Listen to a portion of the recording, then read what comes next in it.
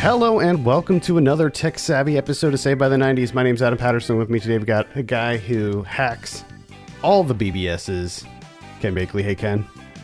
Hello.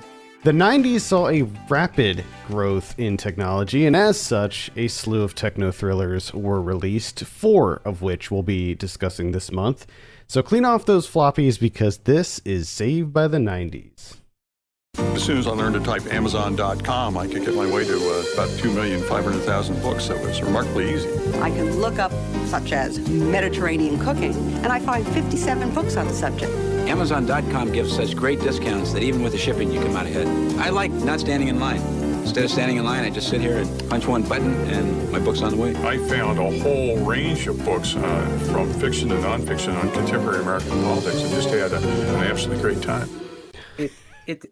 It's so depressing to ever hear about, like, especially Amazon is an exciting new idea and not just like the giant company that's just, are there any words left to describe it?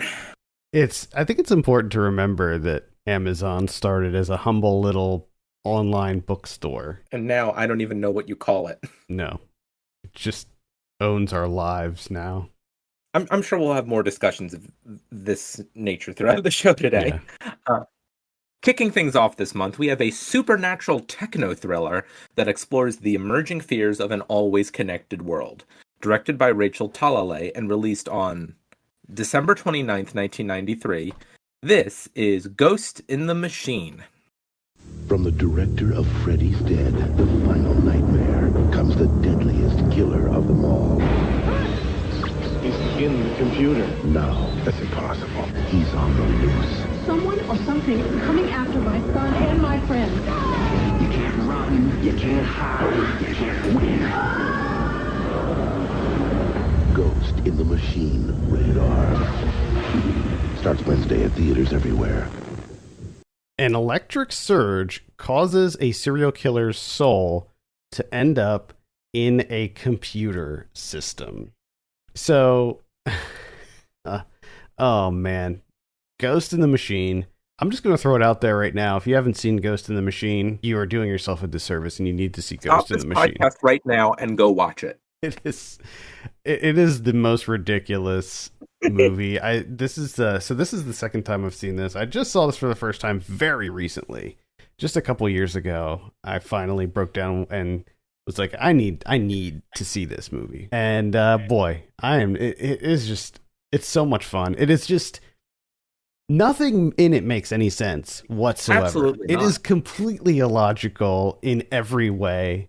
Like, there's just no logic to be found in this movie, but it is so much fun. Like, when you see a movie like Final Destination, there's no way that a movie like that wasn't at least somewhat inspired by Ghost in the Machine. I feel like those two movies are so similar in a lot of ways. It does explain that why recently, especially after having watched this movie for the first time, mind you, I've been suddenly hit with a desire to start rewatching Final Destination movies. Yeah, it's so, like the synopsis says, there's this guy who's a serial killer. They call him the address book killer because I guess he's somehow able to like steal or procure address books from people, and then he just like goes through all the names on the address book and kills them. And I don't know how long he was doing this for or anything, but the funniest thing about this whole thing, first of all, everything in this movie is so convenient. Like, everything is just a matter of convenience. Like, the situations that occur are like so perfectly aligned. Like, everything has to be exactly the way it is in this, or else nothing, like everything in this movie falls apart. So this guy who is the serial killer, he works as like a computer repair person at this really amazing looking 90s computer store. And so good.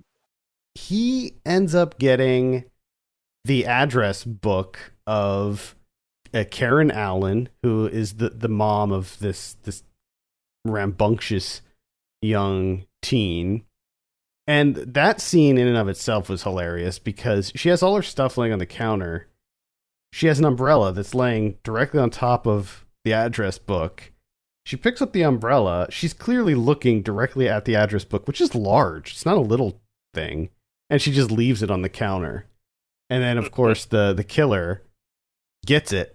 And I guess he's going to go kill her to start off with. I don't know, because before it seemed like he was going through the list. But then, like, when he dies, it seems like he's going to her house. So I'm not sure, like, where he was going. But the thing is, he, like, gets in his car, and I don't know, like, he goes, like, mad with glee that he has this new address book or something. He does something where he just starts driving like so erratically for no apparent reason, and then he gets in a car accident, and they take him to the hospital, and they put him in an MRI machine. And it just so happens that there's a really bad storm, and a surge hits the MRI machine and sucks his soul into the computer that's attached to the MRI machine. And then he starts killing everyone in the address book. And that True, by manifesting himself through the electrical grid. Yes. And killing people by making various household electronic devices mainly go haywire and kill people. One of whom was, I guess, Karen Allen's, I don't know if it's her boyfriend or just a guy that she went on a date with, or maybe an ex-boyfriend or something, but he works at a car dealership, or a safety testing facility. And that was probably the best sequence in the whole movie, where bonkers deaths. This is somehow the most unhinged one. You think so?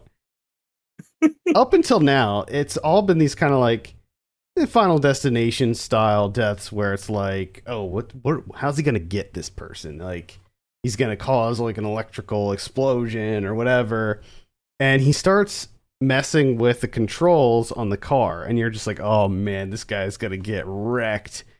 And the guy survives, and he goes into the bathroom to like wash up and like just calm himself down because he almost just died.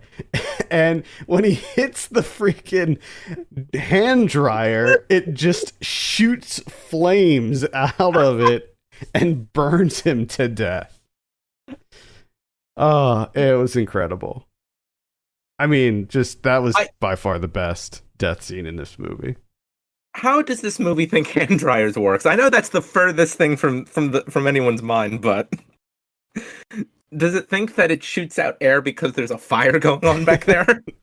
There's a little furnace inside there. I don't think any like fire safety inspection would allow anyone to ever install a hand dryer if that were the case. Well, the funny thing about this movie is that it seems to think that it knows a lot about computers and just technology in general, just machinery in general, but it clearly knows nothing. Absolutely nothing. The way that this guy is able to just float through wires, like he's able to just go into everything all at once. And then maybe the second best death is what he does with the guy and the microwave. Yeah, that's a quality scene where he like I don't know what he does. He like irradiates the whole room. Like the whole kitchen gets irradiated, and the guy just like he turns the whole room into a microwave, basically, which is pretty awesome. I mean, yeah. And yeah, so the kills are great in this. A lot of the makeup effects, I mean, that microwave scene in particular, I really liked all the effects work that they did with that, where like they showed like the grapes, wilting, and the banana and the popcorn and all of that stuff. And then like what they did with the guy, where it was like he was like his face was like boiling and like bubbling, and I thought all that looked really good. There's a decent amount of early 90s CG in this, so you have that to look forward to. And we should all be so grateful to live in a world where it does have all this early 90s CG. Yeah. There's a VR sequence in it where the two kids are playing in an arcade, and they're in this like VR thing, and they see the killer inside the VR game. And then there's like some kind of cyberspace stuff in it. I love all the cyberspace visuals, and all of the movies that we're discussing this month have this great cyberspace visuals in them. So important. Oh yeah, it's incredible.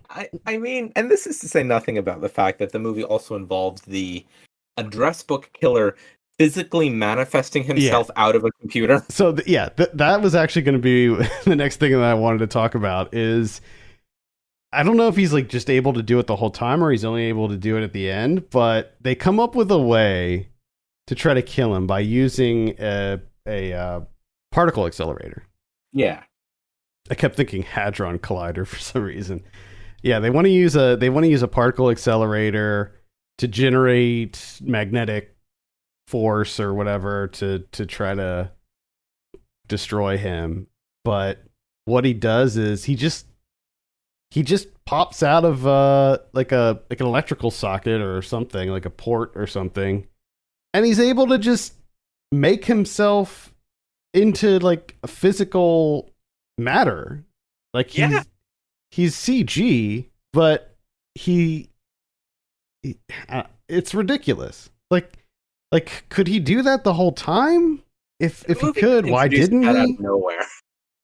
I also love the scene when he goes after when they figure out that this guy is floating around in electricity, they try to like prevent him from getting them. So they sort of try to electro-proof the house. And the way that, and by the way, Jessica Walter plays the mom, and she is incredible. I mean, she is basically the same character that she always plays, and that's always a welcome thing. She is having such a great time here. Yeah. So they like try to safeguard the house by like putting tape and band-aids and different adhesive on the outlets. And somehow that's able to like keep him away. And there's this really great sequence where he's like trying to go from outlet to outlet, and it's like access denied. And you're just like, what? How does that work?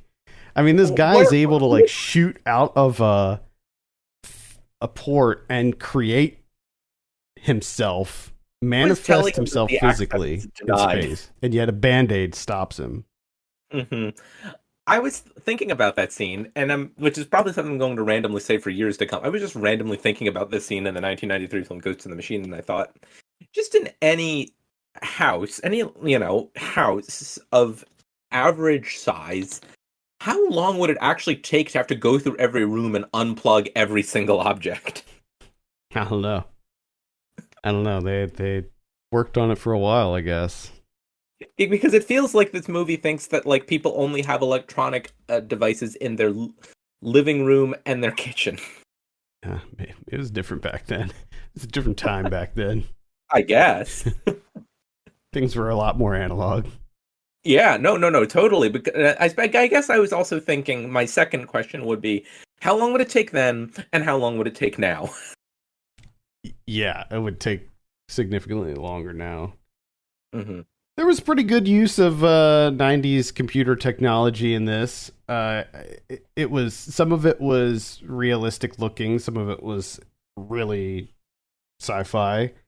There was one scene where they were using like this OCR software where she was like scanning in receipts and stuff, and it was like translating them on the fly, which is something that is not even really good now. Like that technology is still not quite there.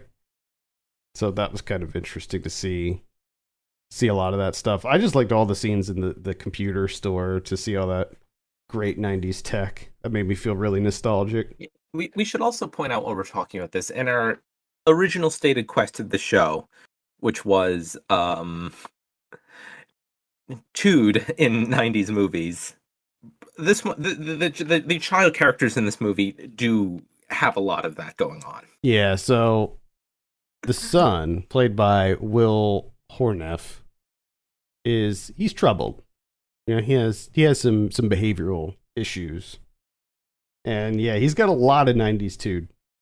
He is definitely a 90s kid. I love the one scene where it's the other thing is the son is like he's like a hacker kid. Like he's really into technology and stuff. He knows a lot about computer games and computers, and like he uses him and his friend like scam people using technology and stuff.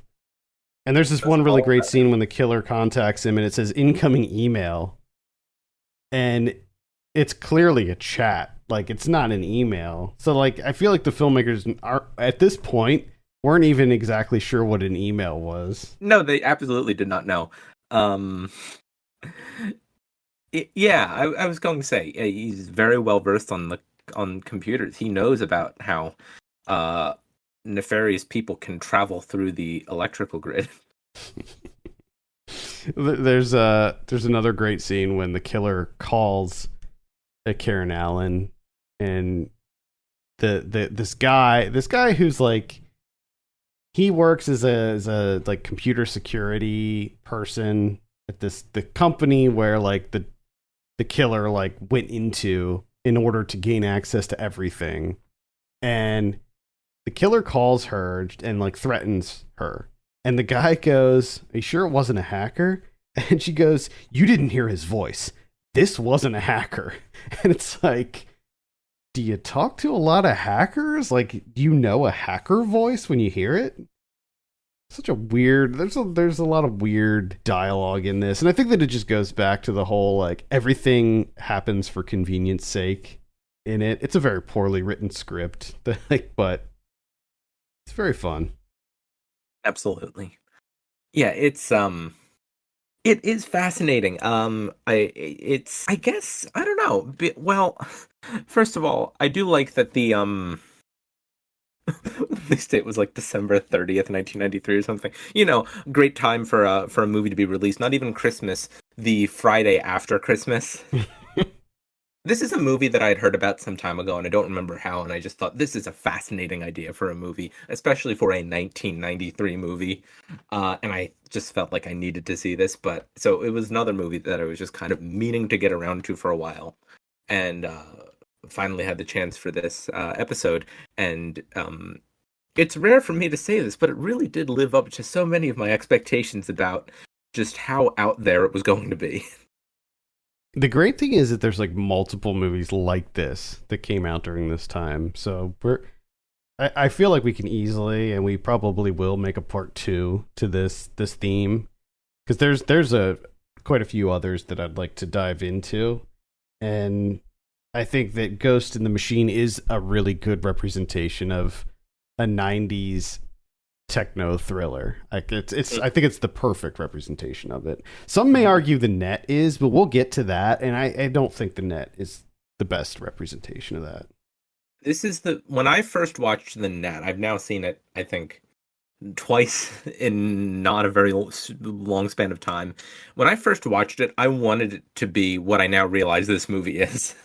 Yeah, I think that fun factor, like entertainment factor, Ghost in the Machine that has it. Like, there's a lot of surprises in this movie. I don't think I knew what it really was, what it was going to entail going into it.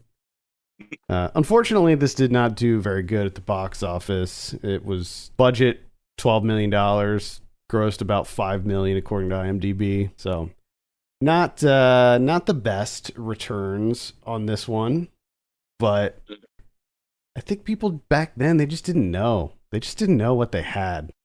What a blessed time to just be able to go to a theater and watch this happen. Yeah. And I mean, like, this was at the beginning of the .com era, you know, like maybe if this came out a couple years later, it would have been more relevant. Like, I think maybe people didn't like see the writing on the wall when this movie came out. Because like the internet was around, but it was still like not in every household by this point. But I wonder if this had come out later, if it would have been a little bit more tempered. It would have been less just completely off the wall. Maybe. I don't know. Like, if the Net had been made in 1993, maybe it would be a little bit more like this. Perhaps. Yeah, could be. Rachel Talalay, the director, she did Tank Girl, which we talked about on this show, and she also did Freddy's Dead: The Final Nightmare. And then after those three movies, she just went into TV, and that's where she's been ever since. She does a lot of TV stuff. Most recently, she does a lot of the CW stuff, the Riverdale and the DC stuff that they do, like the Flash, which is fine. There's always a lot of work to be had there, I think. I would love to see some of these 90s directors like come back. I mean, I guess it'd be hard to like recreate that feeling, but I would just love some of these movies to just come back and have new ones. I guess it's probably really hard to do that though. Anyway, any final thoughts on Ghost in the Machine before we move on? I would implore everybody watching once more to just pause this podcast now. Go watch Ghost in the Machine immediately, and you'll feel better for having done it. Next up, we have a time-traveling actioner based on the Dark Horse comic series by Mike Richardson, released on September 16th, 1994, and directed by Peter Hyams. This is Timecop. 10 years ago, they killed his wife. It's the big deal. Point it, pull the trigger, and boom, somebody dies.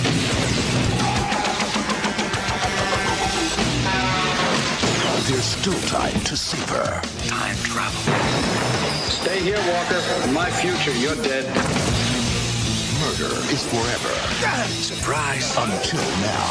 Jean-Claude Van Damme, Timecop. Rated R. Starts Friday, September 16th. Max Walker, an officer for a security agency that regulates time travel, must fend for his life against a shady politician who's intent on changing the past to control the future. Now, I believe several months ago, when we talked about two Jean-Claude Van Damme movies, I think you mentioned that you wanted to talk about more and movies with Jean-Claude Van Damme, and I think you mentioned this one specifically. Mm-hmm. I did. So, why don't you start us off with our discussion of Timecop? I think that Timecop is a lot of fun. I really liked this as a kid. This was like my favorite Van Damme movie. Next to Bloodsport. Bloodsport was always my favorite, but this was number 2. I still really enjoy this movie. I really love the opening of this movie where the guy has like the super futuristic weapons and he steals the gold. I thought that was a really cool scene. It definitely does not hold up as well as some movies, especially because I believe this movie takes place in 2004. Yes. And I honestly don't know what the hell they were thinking, because the movie starts in 94 and then it goes forward in time 10 years. And somehow they believe that in 10 years time, like, we're going to be living in a sci-fi futuristic, like, cyberpunk world. That doesn't make any sense. Like, the cars are like the most futuristic, ridiculous looking cars you will ever see. I mean, these are not cars that are going to be coming out 10 years down the road. No. And the same with like the weapons. Like, do you really think guns? I mean, guns have had the same design for like decades and decades, you know, like hundreds of years even. They're still using the same basic designs for guns, and yet from 94 to 2004 we have like these ultra futuristic like freaking laser gun type things. Yeah, that's sort of always when people try to imagine the near future, that's kind of the thing, is they always really overestimate it. Yeah, if you're imagining 10 years in the future, your safe bet is just something that is almost entirely recognizable now, with some differences that you'll see maybe more apparently as you kind of look around the edges. Right. Like, when you look at technology, I mean, most of what's going to be commonplace in 10 years is it exists now. It's just going to be either more saturated or, whatever it is. But this is like a completely different world. This is like 100 years in the future, if not more. But I digress about that. This is still it's a pretty fun movie that was clearly tailor-made for Van Damme, considering the amount of split kicks and stuff that he does in it.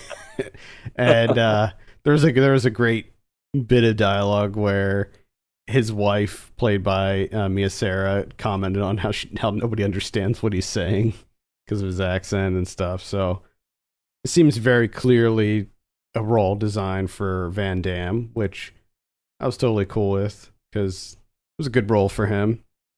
Mm-hmm. So yeah, we need more roles designed for people. We don't have those anymore. Yeah, not really. Although I do have a little bit of an issue with the whole premise of this. So like the tagline is, they killed his wife 10 years ago. There's still time to save her. But that's not what he was doing throughout the whole movie. The only time that he even decides like that he could save his wife is near the end. The whole premise of this movie is that he's a time cop and like it's his job to protect the timeline, and even it shows his dedication as a cop because he can always go back to save his wife, and he chooses not to because he knows that it could cause, ripples and just change the future completely. So he very purposefully does not go back to save his wife, and he only decides to save his wife when it pretty much gets rolled into the case that he's working, basically. And he's like, well, yeah, but it's like one of those things where he's like, well, while I'm here, I might as well. Yeah, but I also think that, like, first of all, I've always assumed that taglines are kind of just written by marketing people that kind of half watched a rough cut of a movie. And secondly, that's just such a great, like, kind of hacky tagline kind of juxtaposition. They killed his wife 10 years ago. There's still time to save her. That I feel like once someone came up with that, they felt like they couldn't go with anything else.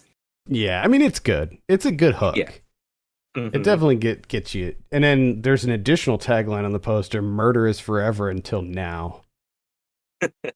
So, yeah, I mean, I can see how it would hook you. Need more in. great taglines too. Movies made for people with really great hacky taglines. Oh yeah, love it.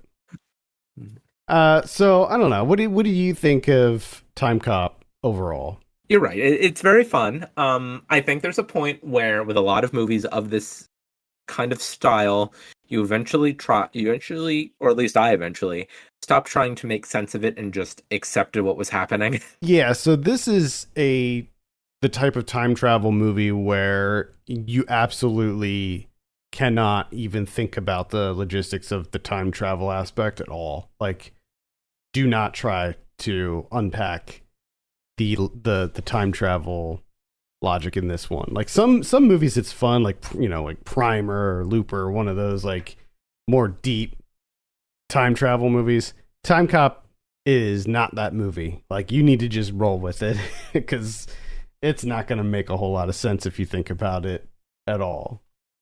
You just got to go with it. Although they do incorporate some kind of fun things involving the fact that matter can't occupy two places at once or whatever, and like so if you end up meeting yourself, you can't touch. If you touch yourself, it's like this really hilarious thing happens where you like morph into yourself and causes some pretty hilarious 90s CG. Disrupted the fabric of the universe, I suppose. You've created something that shouldn't be happening. If I remember correctly, when that happens in the first Timecop, does the person explodes, don't they? They melt. They kind of melt. they sort of. That's what happens at the end. Really, they kind of just the two time variants kind of just melt into each other and then cease to exist. So there was a Timecop 2, and I did watch it for this episode. And the same thing happens in Timecop 2, but interestingly, in that one, it was a time cop, another time cop, and he goes back to 1986 to talk to the child version of himself, and something happens where he like comes into contact, and they bring him back to the future, and he's just like him, and the childhood version of him is like just all morphed into like one glob, but he's still sort of alive. And it's pretty horrific. It sort of reminded me of the Brian Usna film Society, if you've seen that, where everybody, the orgy that happens at the end, where everybody just morphs into each other. Yeah, in this movie, it's just sort of kind of they sort of melt, I suppose. Yeah, it's like a CG thing. They like turn into that. Of course, I remember just because of or I will remember it for a long time. I remember because I saw it today, but I will remember this for a very long time, just because of the great 1994 CG of that moment. The funny thing is the CG in the first Time Cop is somehow better than Time Cop 2. Like the actual like time travel animation that occurs looks better in the first Time Cop. Yeah, it doesn't look terrible. No, I mean for 94, and what's the budget on this? I mean, it seemed like a relatively low 27 budget. million. Yeah, I mean that's relatively low, I would say. Yeah. I don't know. Maybe that would be considered a mid-budget back then. I guess. Mm-hmm. Made a decent amount of money. Mm-hmm. I mean, certainly enough to warrant a sequel. Although with the sequel, it didn't seem like they had much faith in it. Like the sequel was straight to video, and it's always a vote of confidence. Yeah. And it came out in 2003. Mm-hmm. So it was significant. It was almost a decade later. And it starred Jason Scott Lee instead of Van Damme. And the weird thing is it's called the Berlin Decision, which I actually don't even know why. I kind of know why it's called the Berlin Decision, but it in the grand scheme of this movie, it doesn't really make too much sense. The movie opens in Germany during World War II when one of the time cops decides that they're going to kill Hitler. And Jason Scott Lee stops it. And then it causes this like big thing to happen. It's really bad. I mean, horrifically bad. I note here that large portions of Timecop 2, The Berlin Decision, are set in 2025, which would have been 22 years after the film's release.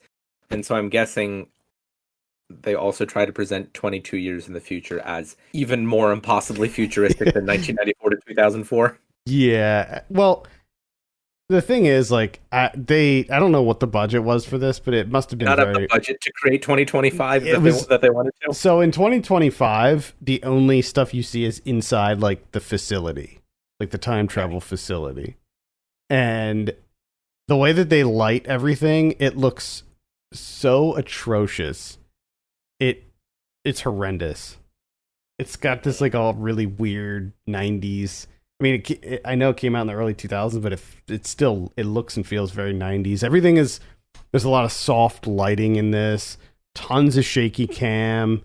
It's hard to see what's going on. It's like the action scenes are really bad, even though Jason Scott Lee is a good martial artist. The fight choreography is awful. It's just it's exactly what you would expect. When you look at that cover, you're like, okay, I know what I'm getting into here with Time Cop 2. Currently looking at it, I feel like I know a lot about this movie just by looking at it.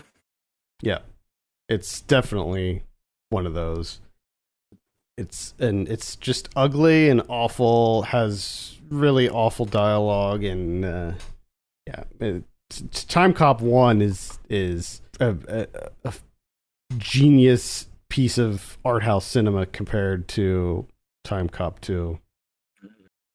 Well, I think I would have given some more leeway to a movie kind of going for broke, imagining 20 years in the future, since it is such a substantially longer span of time. But we'll talk about that momentarily in another movie we're talking about today. I do want to mention that Timecop is directed and shot by Peter Hyams, who we most recently encountered a movie directed and shot by Peter Hyams in the form of The Relic, in which he seems to have consciously chosen an as visually incomprehensible look for that movie as possible. This looks pretty fun, though. Yeah, pretty bright. Yeah, I think it looks fine. I like the look of it. I mean, it definitely has that kind of 90s sci-fi feel to it, where everything does kind of look soundstagey, but I actually like that. I like it too. So I'm totally fine with the look of this movie. There's some fun little set pieces and things that happen. You know, you have that really famous scene with Van Damme jumping up and doing like the split thing when the guy tries to electrocute him. It's like a very famous scene. So there's just a lot of really cool moments in Timecop. It's weird. Like, I feel like this could have been a franchise. I feel like they could have done a lot of stuff with this. I never read the comics or anything, so I don't know like how the source material is, but I just feel like they could have, and maybe they will at some point, redo like a revamp, a reboot of Timecop, because I feel like there's a lot of cool opportunities there that you can play around with.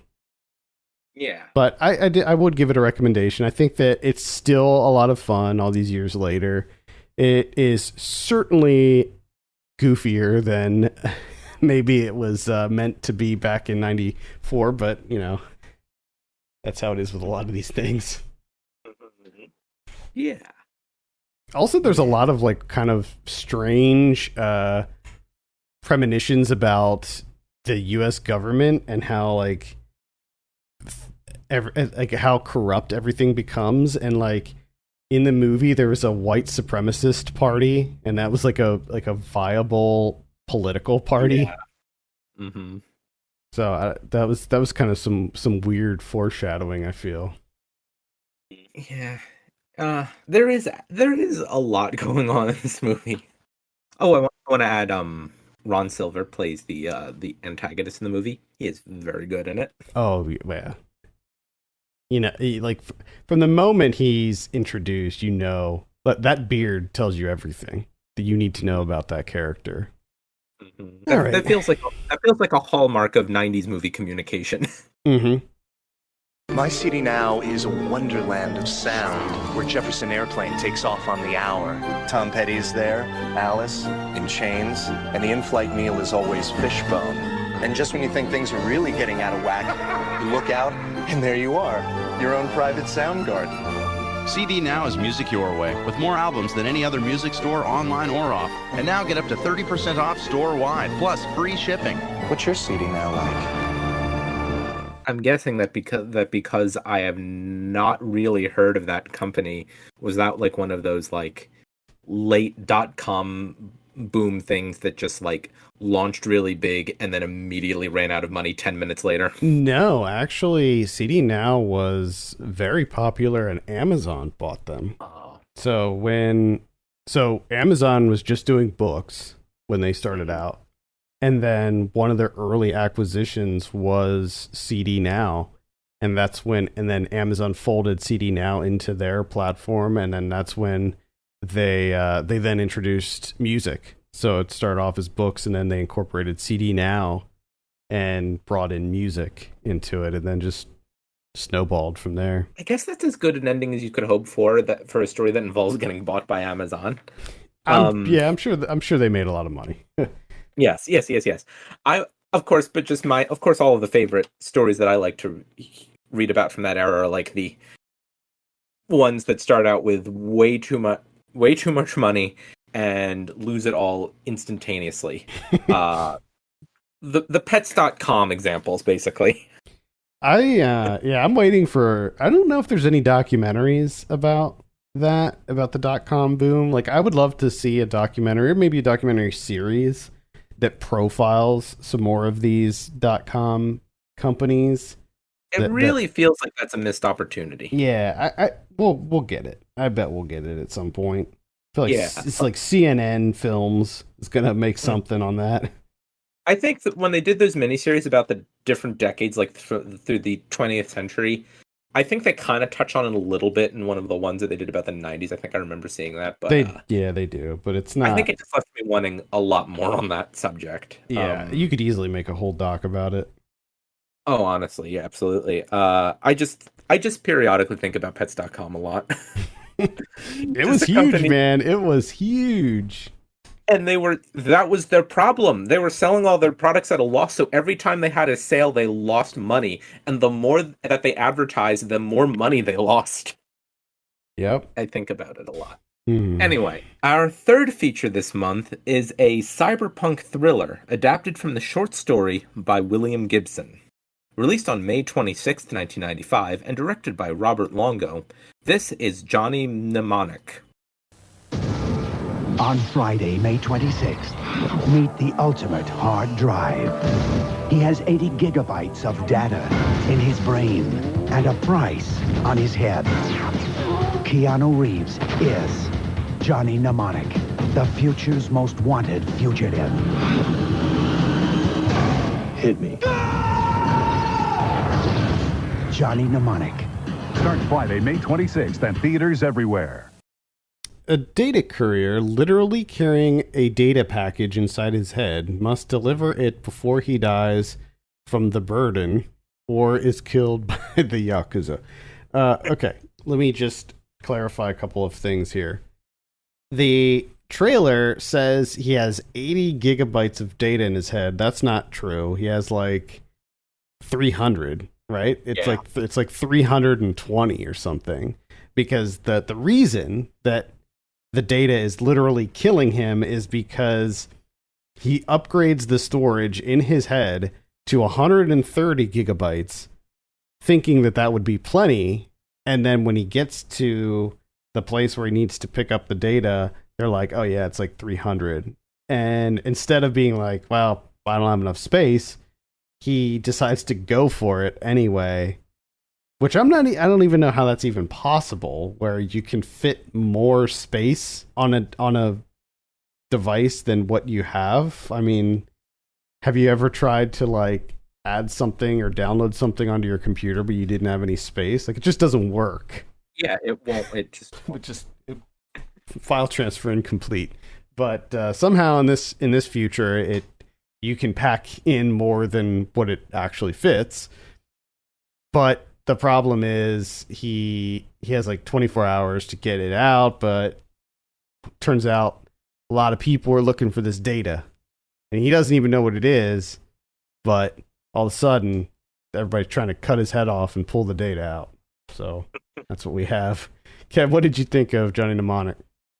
Well, out of the two movies that we've talked about that deal with the future from its release, this one I feel like we'd have the most to talk about in how Johnny Mnemonic imagines the distant year of 2021 of a largely technology-driven society that is also completely falling apart. And I don't mind that, because I was thinking about that and I think 1995 and 26 years after that is 2021.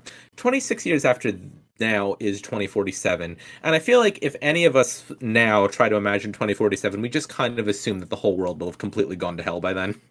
Oh, yeah. Yeah. And it's also important to think, like, in 95, when the technology boom was happening, it was advancing so rapidly that, you know, this kind of stuff seemed very feasible. And you have this is based on a short story by William Gibson, and he's a very prolific science fiction author who has worked within the kind of, he was kind of one of the people who defined the cyberpunk genre. So he definitely had his finger on the pulse of technology during all of this stuff. And when you look at Johnny Mnemonic, a lot of the stuff that's in this movie did actually get invented and we have now in our lives.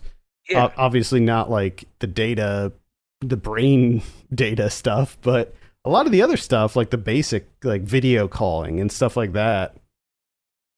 We do have a lot of that. And even the stuff that doesn't pan out, I think it's just so richly realized, and the film's world is so richly realized that you feel like you kind of understand the world of the movie, that these things have just come to exist. And honestly, I find a lot of the stuff that's in Johnny Mnemonic to be more feasible than a lot of the stuff that happens in the net. And the net is supposed to be like a present day thriller. I have so much to say specifically about the last 15 minutes of the net, but we'll get there. Yeah. I recognize Johnny Mnemonic as being a objectively bad movie. I think that it has a lot of problems, and I still find myself, I've seen the movie maybe, I don't know, 3 times now. I still have fun every time I watch it. I'm still entertained. I like these kinds of movies, even though they're incredibly cheesy. Keanu is really struggling in this as far as acting. He's not very good in this at all. But he's doing what he can with this script. Dolph Lundgren is probably the MVP of this, where he plays this street preacher. He's like a boss character in this. He's like a mini boss, and he's awesome. But it's truthfully, it's just not a very good movie, but I still enjoyed it. Yeah, it's yeah, I didn't like it very much either. I didn't think it was I didn't really follow it that well, but I was just so fascinated by its just kind of ability to invent things in what still kind of felt like an organic way. Yeah, I'm fascinated by this movie at some level, just not in any way that the movie really wants me to be. No. Well, I think it's because they present a lot of really cool concepts, and the world building is there, but what it does with a lot of this stuff is so laughably bad. I mean, like, this is like a sci-fi kind of dystopian future action movie. The action is horrendous. There's a great VR scene in it where Johnny is like hacking some stuff or getting data, and it's just so overly long and ridiculous.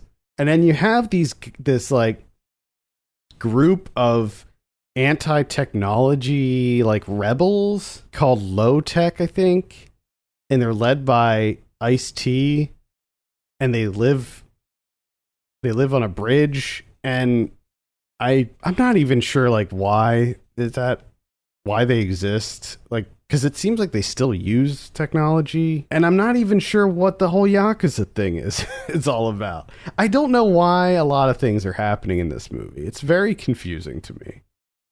The details in terms of the plot are more or less extraneous. I mean, they just don't matter. It's everything around that I found interesting. I think that it was probably a struggle, because I did read that they had to expand on a lot of stuff from the short story, and apparently this movie deviates very heavily from what the original story was about. And I think that maybe that's where they were struggling. And the funny thing is, I think that there's some really cool characters in here too, like Henry Rollins as Spider, who's like he's like the kind of the doctor, like the underground, like cybernetics doctor. And then you have Takeshi Kitano in here as I guess he's like the head of the Yakuza, and he's awesome. I think that this is like the only movie I've seen with him in where he actually speaks English, so that's kind of cool, I guess. So you have like some cool characters in here. Udo Kier's in there as well, and Dina Meyer.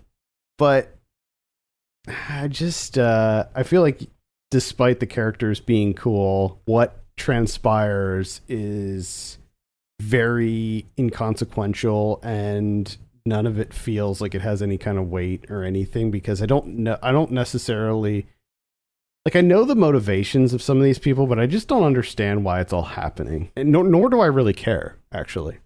No. Yeah, it's there's a lot of interesting stuff going on in here, and but you have to get around what the movie wants you to be interested in to find it.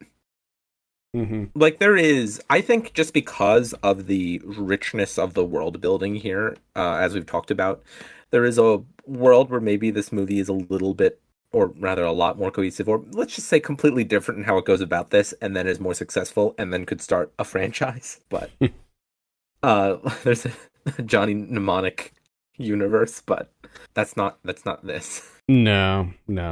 Didn't really take off. So this was an estimated budget of $26 million. Worldwide gross on this was $19 million. So it unfortunately did lose money, it would seem. The world just wasn't ready for Johnny Mnemonic. No. The problem with Johnny Mnemonic is that it feels like parts of Johnny Mnemonic are not ready for the other parts of Johnny Mnemonic. But the future's most wanted fugitive. Yeah. Okay. Yeah. I think I was just blessed by all the great taglines going on with Timecop that is just so underwhelming. Mm-hmm. All right. That's Johnny Mnemonic. That's another one that it's very 90s. It feels like your quintessential 90s techno thriller, but it is it's very rough. I actually this go around for this, I actually fell asleep for the end and woke up at the very end. So because I don't know, man. I was tuning out. I was tuning out towards the end because I just didn't care anymore. Anyway. Yeah, I mean, I think people should watch it. Because I think people should watch it, just with all the caveats that I've mentioned. Yeah, I think that I have a good time with it, but it's like maybe I just don't need to see the whole thing, or I don't know. It's fine, I guess. It's just don't go into it thinking that you're about to watch like a sci-fi classic. I'd put it on the same level as like Judge Dredd, really.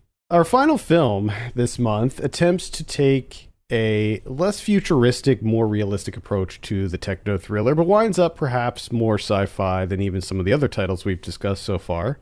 Directed by Irwin Winkler and released on July 28th, 1995, this is The Net. Computer analyst Angela Bennett just stumbled onto something she never should have seen. Oh my God. It's finally gone. The Net is an edge-of-your-seat nail-biter. Our whole lives are on the computer and they knew. That explodes with suspense. Just give us the disc and we'll give you your life back. Sandra Bullock is sensational. Think of the power that they have. The Net is one terrific ride. I don't understand. Why me? Sandra Bullock. They've done it to me. They're going to do it to you. In The Net, rated PG-13. I know that during that trailer clip, or I assume that the narrator, when talking about Sandra Bullock being sensational and all the other positive statements that he read, I assume he was just reading quotes from journalists and junket people and what have you. Peter Travers, most likely. Yeah, I assume he's just reading a bunch of I assume he was just reading out random portions of Peter Travers' review of this movie, but I'd like to think, just because I couldn't see it, I'd like to think that the ad copy just had him make those statements. Could be. I mean, the funny thing is, like, they say that about Sandra Bullock, and then they have her, like, saying one of her lines, and you're just like, oof, that is... Why would you have her, like, put that in? Because that was not a very good delivery of that line, and... yeah. Not Sandra Bullock's finest performance, if we need to specify this. I mean, she's fine in it. I like Sandra Bullock. Yeah, but no, she is. Yeah. I think she got better later on, but you know, she's fine. There's a pretty low ceiling on how good you could be leading this movie, though, for anyone. That is very true. All right, anyway, a computer programmer stumbles upon a conspiracy, putting her life and the lives of those around her in great danger. I first watched this movie, I think last year at some point, and I did not like it at all. I found it quite bad. However, I could not stop thinking about it, and I'm glad you picked up on this, because I feel like we can talk a lot about this. The way that this 1995 movie understands what 1995 era computers, or computers in general, could do. Oh yeah. I mean, it's kind of interesting because they do use like real computer terms in this and stuff, but it also feels like they just weren't quite sure how to portray them. And also, whoever wrote the script, John Brancato and Michael Ferris, seem to clearly have no concept of technology whatsoever. It's one of those 90s movies that has such a bad understanding of computers that you can only imagine them writing it on a typewriter. I mean, this is like maybe worse than Hackers as far as like understanding of technology. Like, I think I might have used that same joke about the Hacker script too, but I mean, with Hackers, at least like there was some semblance of like at least a reference to a real term or like a real thing. Whereas the Net, you're just like, these hackers that are involved in this movie have like superpowers. They're able, it's like that game Watch Dogs where you have a phone and you're just able to like literally hack anything by just looking at it. Like traffic lights done, hospital records done, police reports done. Like you could just hack literally anything. It takes you 2 seconds, you're in. And they try to explain it. They try to explain that there's basically this antivirus software called like Guardian Net or some BS, where it's basically like a rat, like a remote access tool or a Trojan, that any system that this thing gets installed on, it opens a back door and allows them access. And you know, these types of programs exist, but to the extent of what happens in this movie, it is just laughable. I mean, just insane. I was about to say, it almost feels like it's good when we can talk about these movies and kind of watch them in a short time span and compare them to each other. It feels like the way they do this is that they get Ghost of the Machine style and actually travel through the electric grid and the computers to do this. Yeah. Yeah. I mean, they're just like, boom, we're in. Oh, let's just change this woman's entire identity. Just change everything. She's now wanted for murder. Yeah. There's a scene where the Sandra Bullock character, there's a whole plot thread where the Sandra Bullock character realizes that her name has been, her identity has been changed and replaced with this made-up identity. And then at the end of the movie, it's implied that that's actually an actual person. Like, we see the person. So was that person her? Was it like an actual 1-to-1 switch? I guess, I don't know. There's a lot of leaps of faith that one needs to take with this movie that you're just like, what? Like, why go through all of this trouble for?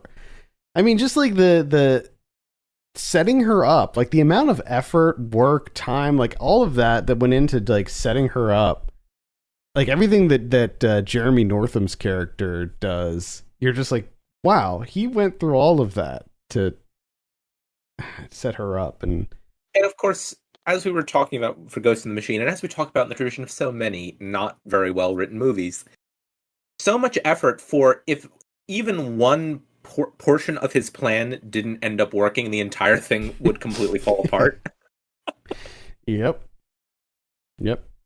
The implication here is that even the moments that set the wheels of the plot in motion would have taken somewhere around years of effort to get into place, it feels like. Yeah. Which I didn't even really understand the point of it. Like the whole like Mozart's ghost thing, like where did that come from? Like how did they I don't understand how they got to where they were. Like what was the Mozart's ghost thing and why did it have that little link? And like how did they get it? That's a great question. There's just so much of this movie that doesn't make a lot of sense to me. And I rewatched this a week ago, and apparently that was already too long. It's just, there's a lot of aspects of it that I think are just pretty Obviously, pretty the most silly. realistic portion of it, the most realistic use of technology, is that she goes on the internet and orders a pizza. Oh yeah, the great pizza site, great the little pizza maker app. I mean, if you're into like 90s technology, this is definitely one to experience for sure. A lot of it's interesting that she does all her hacking on using a MacBook, or I guess they were called PowerBooks back then, but Apple products. A lot of Apple products in this. I hereby declare the most realistic use of technology in the movie is in a scene that has nothing to do with anything. You have Dennis Miller in here as, I guess, an ex-boyfriend, Dr. Alan Champion. They don't really do a lot with that character, do they? No, not really. He is it. Wait, is it her ex-boyfriend or her therapist? I think it's actually her therapist. But they seem to have had like a personal relationship at some point. Anyway, I don't know. Either way, he doesn't really help her at all, and then he dies. So that's pretty much his arc. He's of no help and then dies. Yeah. And he's thinking about that pizza thing. I'm sorry. I think there was like a whole article like a couple of years ago where they talked to the visual effects people that designed that. Like there was a discourse about the legacy of the pizza.net scene in the net. Presumably just because that's how everybody orders pizza now. Yeah, I mean, I guess like back then it was something else. Like it was something where you could like see the pizza and like add the toppings, and you're seeing the toppings on the pizza. Like that's wild. I also want to talk about the most important thing to any movie set in this era, perhaps more obvious here than in any other movie. When you have computers, you need floppy disks and loud keyboards. Oh yeah. Very clicky keyboards. I remember. Clicky mechanical keyboards. Mm-hmm. Just the slow disappearance of clicky keyboards, even over my lifetime. Tragedy. Yeah, I mean that's why like I'm obsessed with mechanical keyboards. Like I'm a keyboard aficionado. I love mechanical keyboards. That I wouldn't use anything but a mechanical keyboard. So it's definitely something that I think about a lot, and something that I notice in every movie that I watch. I definitely take notice of any keyboards in use. And yeah, there's definitely some floppy disks in this one. Floppy disks are like almost a MacGuffin of this movie, where there's the floppy disk that contains the virus. No, it's not even a virus. It's like, what the hell is it? It gives them access to all the sites. I don't even know, man. It's ridiculous. Also a great scene of the film's exciting finale in which he puts copies a bunch of data onto a floppy disk while hoping that it's copying fast enough so she doesn't get caught. So she has to like go into her office where she works, but the whole thing is her job was working remotely. So nobody knew what she actually looked like, which is kind of funny, especially nowadays when so many of our jobs are remote and we do, video conferencing all day. It's funny to me that like she would have this job and no one would even know what she actually looks like or really sounds like. So that like this imposter is easily able to just come in and take over her life and her job. And that's the thing that really confuses me about the whole thing, because that isn't exactly very necessary for them to go to the effort of. That was the thing that was getting me earlier. They tried to create like a 1-to-1 reversal. Yeah, they gave her the job, and she took her name, and she took her whole identity over. And that's like she went to work every day as this woman. Like the amount of people that must have been involved in this conspiracy. I mean, it's just and like was Sandra Bullock's character the only person that they were doing this to, or were there other people who found out too that they were doing it with?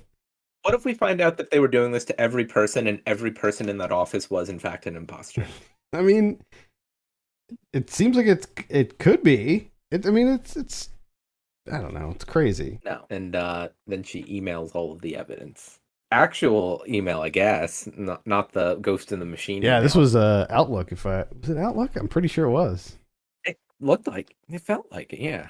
I think she was using the old Outlook. Mm-hmm. Now they did make a Net 2, and it was aptly titled the Net 2.0. So you can kind of, with a title like that, you can kind of know what to expect.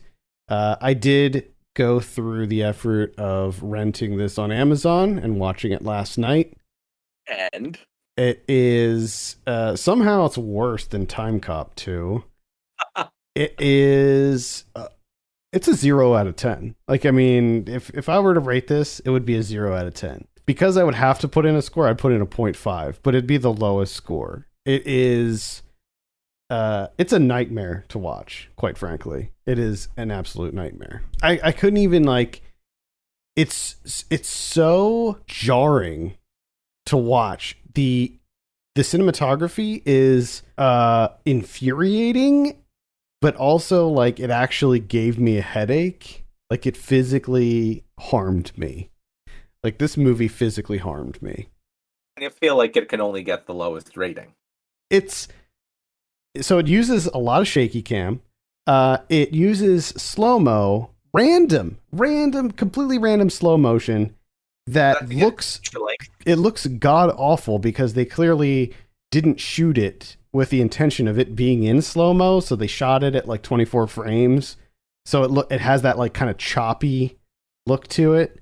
But then they will show some B-roll, and that'll just randomly be in slow motion too. They do these really dumb freeze frames all throughout the movie. Freeze frames for no reason. And some of the freeze frames don't even make sense. They're like awkward freeze frames when people's like eyes are closed and they have a weird face. And it just makes no sense at all.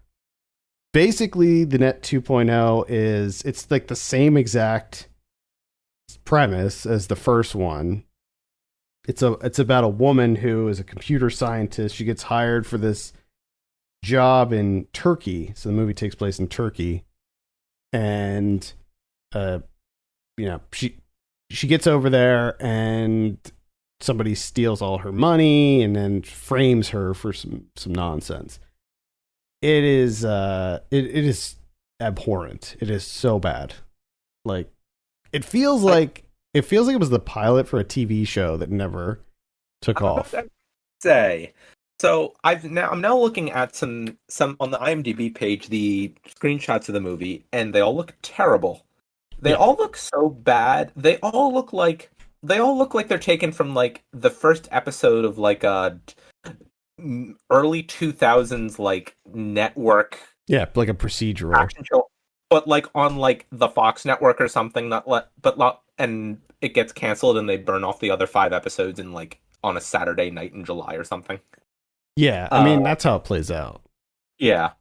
I also want to point out that the tagline, if we're talking about taglines, the tagline is, they put a dot like 2 point, like a point, no point money, no point identity, no point way out is the tagline. Interestingly, this was directed by Charles Winkler. I don't know if that's any relation. Erwin Winkler's son. I'm looking that up too. I don't know if that's any relation to Erwin. Yeah, that's Erwin's son. Oh, it's his son. Interesting. Yeah. Interesting. Writers, characters. That feels like an interesting twist on, like, usually when there's a sequel that's to a theatrically released sequel to a successful theatrical release, maybe it'll be directed by the same person, and then you'll have the direct-to-DVD release where you wonder if the director even knows that the movie exists. This is a strange middle way I've never heard of. It's a relative of the director. Yeah, that's kind of strange. Also, I'm noticing here that the writers of the original one got character credits, but I'm fairly certain I'm fairly certain that there are no characters who are the same at all. Like, it's a completely different thing. Might that have just been like a Writers Guild thing because it's called the Net 2.0? Maybe they had to credit. I don't know. That's interesting. I think it's the same because I remember in the trailer for the Net 2.0, they said it's from the producers of the Net. So I'm wondering if was the other Winkler. Yeah, Irwin was a producer, so he probably pulled some strings to get his kid the gig. Dear God, it is so bad. I know there have been. Such a fascinating credit because I know there have been like remakes that are so close to the originals that they've had to credit the writer of the original, even if they had nothing to do with the production of it. Yeah, I mean, I don't remember in the movie itself because we're going off the IMDb listing here, so it's possible that in the movie itself they're not listed. I'm not sure. Like, I don't remember if they're actually in the movie credits or just look at it again. Oh, go rent it again and look at it. Go rent it again. Yeah, it's like $2 on Amazon. So that feels like too much based on what you described. Oh yeah, it is. I mean, it was like a nightmare. It was an absolute nightmare to get through it. Just my wife couldn't even watch the opening sequence because she was getting like motion sick from it. Yeah, it does not. It's on the IMDb page on muted. The first few seconds of the trailer autoplayed on the screen, and that looked really bad. That looked worse than the screenshots. It's it's tremendously awful. I remember when this first came out, when they first dumped it into video stores, and I remember seeing it in like a Blockbuster or whatever, and just being like, "What? They made a Net 2.0." It came out in 2006. Oh God. Yeah. I wanted to briefly look on the completely unsourced filming and production page of any IMDb title, because they'll tell you the production dates, the filming dates, and they may never be true, but I think it's interesting because sometimes you'll get a movie where there's just definitely a story behind the fact that it's shot like 5 years before it comes out, and I expected to see that for the Net 2.0, but no, it was the 2005. It's when you see this, I mean, you could probably discern it from the trailer. It looks old, like it looks really old, but it is definitely not. And they mentioned 9/11 in it too, so it was definitely shot after 9/11. But yeah, it is. Some of the just awful performances, awful. And like there's a twist that happens at the end and you're just like, what?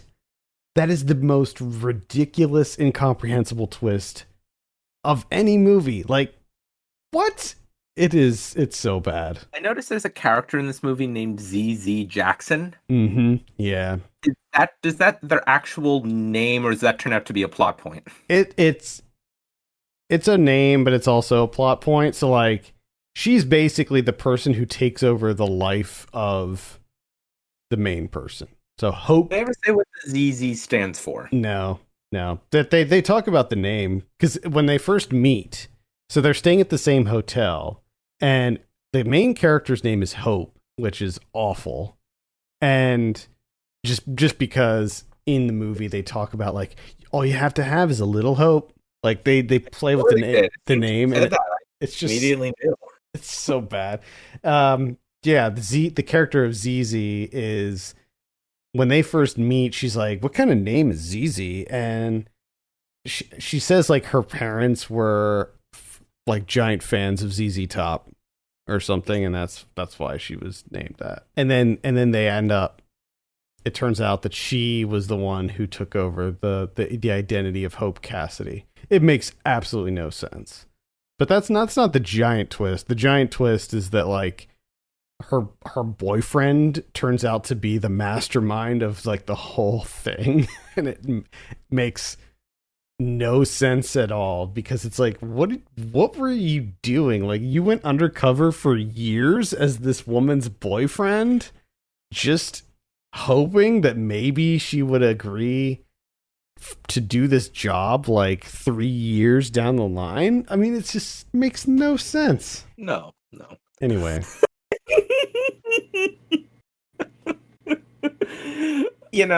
I almost want to watch this movie, but I know based on everything you said, it's not like this. It's all these things are happening in it, but it's definitely not enjoyable to watch. It's not. It is not enjoyable to watch. at all. It's a real slog. I wasn't even going to finish it. Honestly, I wasn't even going to finish it. I started it yesterday and I just had to turn it off because it was driving me crazy. And like I said, it was like physically hurting my head. But today I had some extra time at lunch and I was like, you know what? I'm just going to finish it. I'm just going to do it. I noticed that it's 92 minutes. I was expecting, after all this, I was expecting to find out that it was one of those movies that is much longer than it has any right to be. I was almost expecting to look up and see that it was like 152 minutes long. Yeah, it's funny that you mentioned that because a lot of it is complete filler. So like, I honestly think that they did the random slow-mo and stuff like that just to pad it out as much as possible to hit that like 90-minute threshold. Because when you see it, if you see it, you'll just be like, okay. I don't think I'm gonna see it. This is like an hour's worth of material here. I mean, it's just, ugh. Anyway. I was gonna say, I think like the generally agreed, I don't know, I'm making this up. Like, let's say that I was gonna say that I think the Academy defines feature length as 70 minutes, but I can't find anything that verifies that. But let's say there was some standard somewhere that a feature length film had to be, I don't know, 65 minutes. If you took all the filler out of the Net 2.0, would it be more than an hour and a few minutes long? If you took all the filler out, it would probably be like 65 minutes. I was gonna say, I thought the Academy's standard was 70 minutes, but now I'm seeing that it's just anything. I think it might just be anything that isn't a short, because I think their short film is anything less than 40 minutes, so it would just be anything more than 40 minutes. So if you had a really good TV pilot, but it didn't go to air, could you submit it for Best Picture? Maybe. I guess if it thought it was 70 minutes. I guess if it's screened somewhere theatrically and qualified, or certain festivals, you could, I think, submit something and it would qualify. So I always enjoy a good sub 70-minute film. I do. I like it. I like when a filmmaker is self-aware enough or like in tune with the material enough to know like this is how long this should be and it shouldn't be any longer, because I think that sometimes movies don't need to be longer than 70 minutes or whatever. Sometimes a movie is more than a short and less than a long feature. Exactly. All right, I think that that's going to do it for this month. Thank you so much for listening. You can send us your topics and questions to 90s@filmpulse.net or by sending us a message on Twitter or Facebook at 90spod. And if you have a moment, please consider reviewing us on iTunes. That would be super helpful. Until next month, for Ken Bakley, my name's Adam Patterson. This has been Saved by the 90s. Bye, everyone.